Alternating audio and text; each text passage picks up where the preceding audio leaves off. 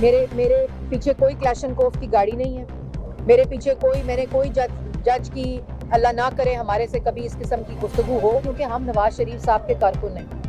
उन्होंने कभी कानून हाथ में नहीं लिया और कभी पब्लिक और रियासत के इंटरेस्ट के खिलाफ कभी कोई काम नहीं किया। आपके साथ इमरान खान की बहन उस्मा खान, अलीमा खान भी पेश हुई है, शामिल हुए। आप ये बताएं कि सियासतदानों में दहशतगर्दी के मुकदमात भुगतने हैं तो पाकिस्तान किसने चला? देखिए बात सुने, आपने दोबारा मेरे केस का मुआवजा कर दिया है सियासी रियासती दहशतगर्द के साथ।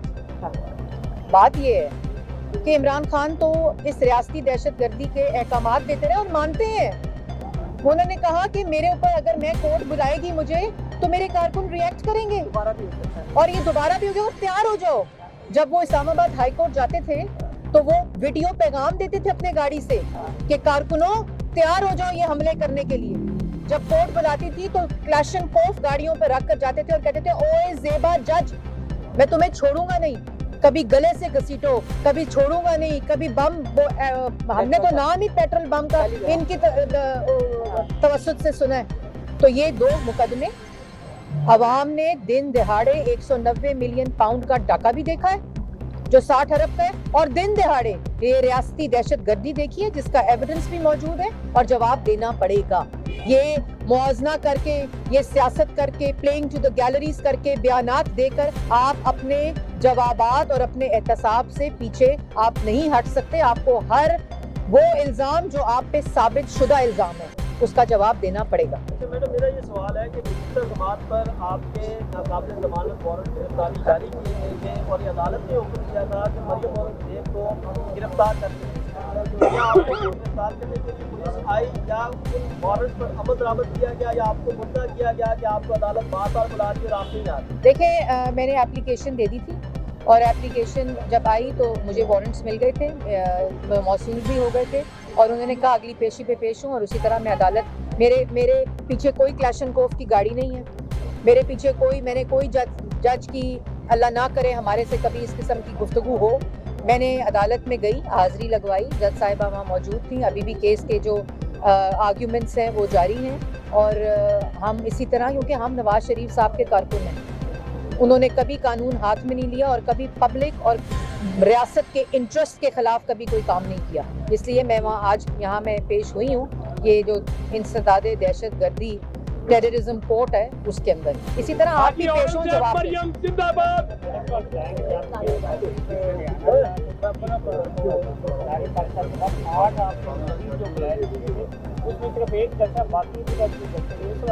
देखें जी, हमारा पहली जमात है। आपने बहुत अच्छा सवाल किया। पाकिस्तान मुस्लिम लीग नून अल्लाह ताला के फजलो करम से पहली सियासी जमात है जिसने अपने सियासी इलेक्शन के जो प्रोसेस है एडमिनिस्ट्रेटिव उसको शुरू किया। सबसे पहले मैनिफेस्टो कमेटी मंशूर, जो कि आवाम देखेगी कि पाकिस्तान मुस्लिम लीग नून की प्रायोरिटी हमेशा की तरह मईशत है, आवाम को रोज़गार देना है और मुल्क के अंदर जो जुडिशल सिस्टम है उसका रिफॉर्म है, जो कॉन्स्टिट्यूशनल रिफॉर्म्स हैं वो उसके अंदर पूरा एक मंशूर तैयार किया जा रहा है। इसी तरह पार्लियामेंट्री बोर्ड्स मोहम्मद नवाज शरीफ साहब की ज़ेरे सदारत और प्रेसिडेंट शहबाज शरीफ साहब की ज़ेरे सदारत पार्लियामेंट्री बोर्ड्स आज छठा इजलास है जो कि पिंडी डिवीज़न का अटक, चकवाल और जेलम का है।